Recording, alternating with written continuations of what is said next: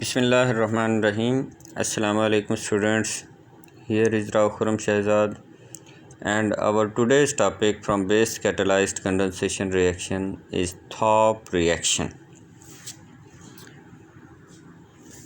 What is Thorpe reaction? Thorpe reaction is also similar to Dieckmann condensation. In Dieckmann condensation, we discussed that it was the condensation, it was the intramolecular Claisen condensation. In what is Thorpe reaction? The cyclization of alpha omega dinitriles in the presence of a base is called a Thorpe reaction. Cyclization ही होनी है just like Dieckmann condensation. Thorpe reaction में भी cyclisation होगी, लेकिन वहाँ पे cyclisation हुई थी डाई एस्टर की, यहाँ पे साइक्लाइजेशन होगी डाई नाइट्राइल्स की. और कौन से dinitriles? Alpha omega dinitriles. सबसे पहले तो ये देखें कि ये अल्फ़ा और ओमेगा डाई नाइट्राइल से क्या मुराद है. जो फंक्शनल ग्रुप के बिल्कुल साथ वाली कार्बन होती है, the carbon atom directly attached to the functional group और nearest to the functional group, you can say this is called alpha carbon atom. And the carbon atom which is most distant away from the functional group, जो सबसे पहला carbon है functional group के बिल्कुल साथ वाला, इसे हम अल्फ़ा कार्बन कहते हैं. और जो सबसे आखिरी कार्बन होगा उसे हम ओमेगा कार्बन कहते हैं. तो अल्फ़ा ओमेगा डाई नाइट्राइल्स की साइक्लाइजेशन को थॉर्प रिएक्शन कहा जाता है.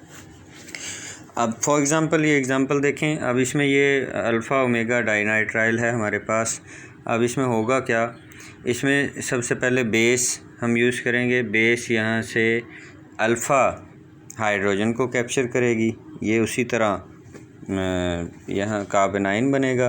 और कार्बेनाइन क्या करेगा, कार्बेनाइन ये जो साइनो ग्रुप वाला कार्बन है विच इज़ इलेक्ट्रोफिलिक कार्बन, ये इस पे अटैक करेगा और हमें जो पहली प्रोडक्ट मिलेगी यहाँ पे ये वाली प्रोडक्ट मिलेगी which is beta imino nitrile.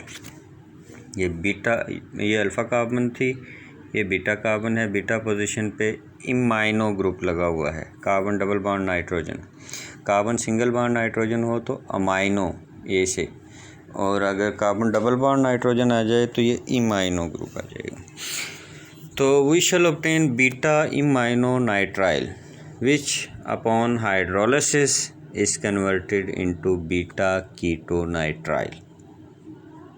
So our final product will be beta ketonitrile in Thorpe reaction, while in the Dieckmann condensation reaction our final product was beta ketoester, as that was the condensation of diester, but this is the condensation of dinitriles. So here the final product will be beta ketonitrile.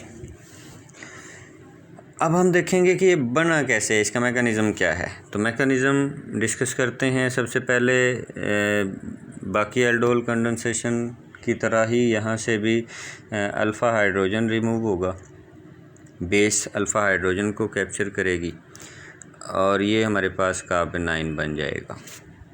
तो ये कार्बेनाइन क्या करेगा, this is nucleophile. ये फिर क्या करेगा, ये दूसरे नाइट्राइल दूसरे साइनो ग्रुप के कार्बन पे अटैक करेगा which is electrophilic carbon. This is partially positively charged carbon atom, as this is directly attached to nitrogen which is highly electronegative atom. तो ये इस कार्बन पे अटैक करेगा, ये एक बॉन्ड टूट के नाइट्रोजन पे नेगेटिव चार्ज चला जाएगा. तो ये प्रोडक्ट मिलेगी हमें जिसमें नाइट्रोजन के पास नेगेटिव चार्ज होगा. नाइट्रोजन वाला नेगेटिव चार्ज क्या करेगा, ये बेस ने जो पहले प्रोटॉन कैप्चर कर लिया था, ये बेस से दोबारा प्रोटॉन रीकैप्चर कर लेगा. तो ये नाइट्रोजन यहाँ प्रोटॉन कैप्चर करके NH में कन्वर्ट हो जाएगा। तो हमें ये वाली प्रोडक्ट मिलेगी which is beta imino nitrile, that was over intermediate in the reaction. Beta imino nitrile जो है इसकी फिर हम हाइड्रोलिसिस करेंगे।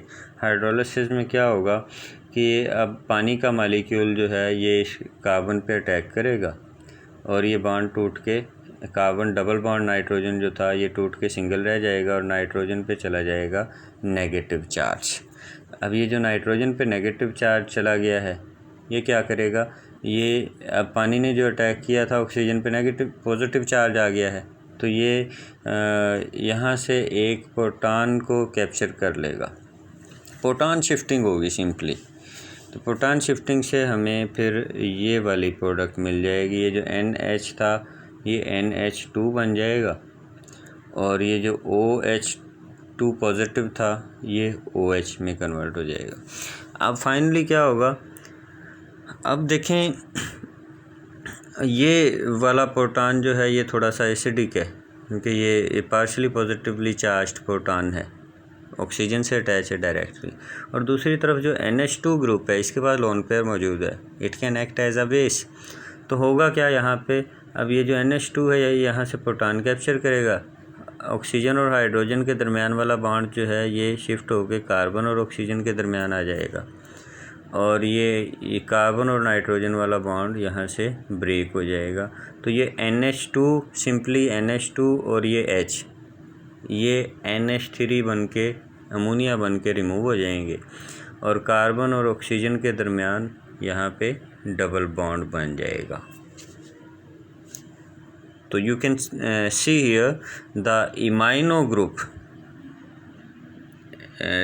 This one group carbon double bond nitrogen, the amino group has been changed or replaced with ketonic group. So this was our intermediate which was beta imino nitrile, and this is our final product of Thorpe reaction which is beta ketonitrile. So this is the mechanism of Thorpe reaction. As in Dieckmann condensation, satisfactory yields are obtained for 5 and 6 membered rings. यहाँ पे भी just like Dieckmann condensation reaction हमें अच्छी yield मिलती है 5 और 6 membered rings के लिए. While trying to make larger rings, intermolecular reactions compete.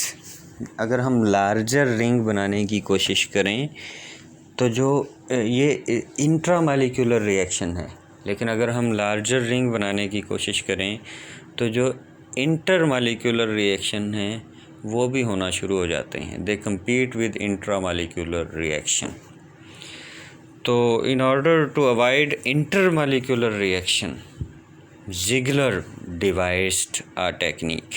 Ziegler ने एक टेक्निक दी थी, पेश की थी, और वो क्या थी, in which dinitrile is added in a very dilute solution in benzene to a solution of basic catalyst in a large quantity of ether. क्या किया था इसने, डाइनाइट्राइल डाइल्यूट फॉर्म में लिया था और उसे बेसिक कैटलिस्ट वाले सॉल्यूशन में ऐड किया था. डाइल्यूट लेने से ये होगा, ज़्यादा डाइल्यूट डाइनाइट्राइल लेने से ये होगा मॉलिक्यूल एक दूसरे से दूर रहेंगे and this reduces intermolecular reaction. तो मॉलिक्यूल एक दूसरे के करीब नहीं आएंगे, इंटरमॉलिक्यूलर रिएक्शन से अवॉइड किया जा सकता है. और इंटरमॉलिक्यूलर रिएक्शन नहीं होगा तो इंट्रामॉलिक्यूलर रिएक्शन होगा which is Thorpe reaction. We can make larger rings by using this technique. अच्छा, एक प्रॉब्लम तो ये था कि इंटरमॉलिक्यूलर रिएक्शन होने का ख़तरा था, वो तो हमने जिगलर वाले मेथड से सॉल्व कर लिया. अब दूसरा प्रॉब्लम ये है कि अगर ये भी ऑप्शन है हमारे पास कि जो बेस है वो भी as a nucleophile nitrile group पे अटैक कर सकती है, जैसा कि यहाँ पे हमारे कार्बन आयन वाले न्यूक्लियोफाइल ने साइनो ग्रुप पे अटैक किया था, साइनो ग्रुप वाले कार्बन पे, just like that our base can also act as a nucleophile to the nitrile group। इस प्रॉब्लम से कैसे अब बचना है हमने? तो इसका हल ये है, the basic condensing agent must be soluble in ether and highly hindered. जो आपका बेसिक एजेंट होना चाहिए, जो बेस है, उसका जो बेसिक सेंटर है, दैट शुड बी हाईली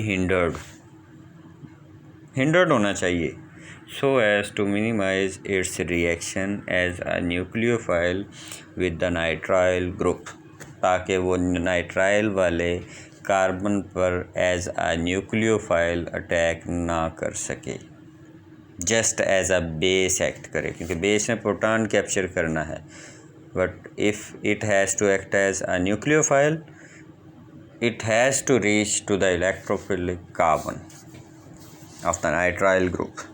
तो अगर वो स्टेरिकली हिंडर्ड होगा उसका बेसिक सेंटर, तो ये सिर्फ प्रोटॉन कैप्चर कर सकेगा, ये नाइट्राइल वाले इलेक्ट्रोफिलिक कार्बन तक नहीं जा सकेगा। तो इस मकसद के लिए आमतौर पे हम जो बेस यूज़ कर सकते हैं वो आमतौर पे lithium salts of amines such as this one. Such bases are commonly used for this reaction. That's all as far as our today's lecture is concerned. Take care. Allah Hafiz.